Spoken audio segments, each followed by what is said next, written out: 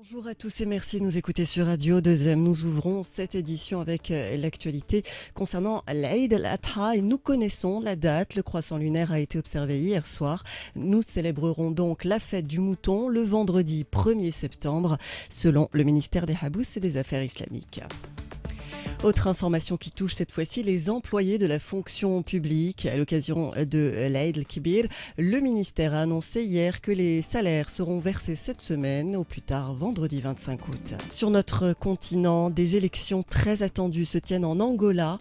Les habitants votent aujourd'hui pour choisir un successeur au président José Eduardo dos Santos, qui a décidé de prendre sa retraite après un règne de 38 ans.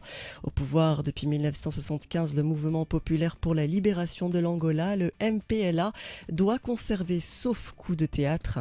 De leur côté, les deuxième et troisième partis du pays ont demandé aux électeurs de mettre un point final à la domination sans partage d'ailleurs qu'exerce le MPLA sur l'Angola depuis des décennies. Fin de citation. Et puis toujours en Afrique, au Nigeria, un chiffre effroyable, celui de 83 enfants utilisés comme bombes humaines depuis janvier selon l'UNICEF.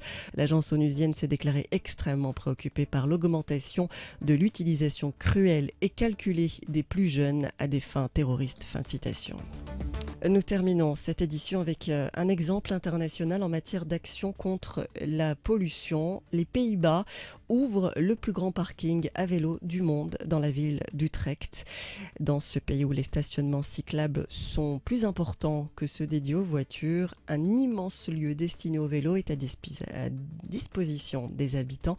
Il se situe sous la gare centrale et offre 12 500 places de vélo. Oui, aux Pays-Bas, 43% des déplacements s'effectuent à vélo, avec plus de 22 millions de bicyclettes, soit plus que le nombre d'habitants du pays. Je vous souhaite une excellente après-midi à l'écoute de Radio 2M.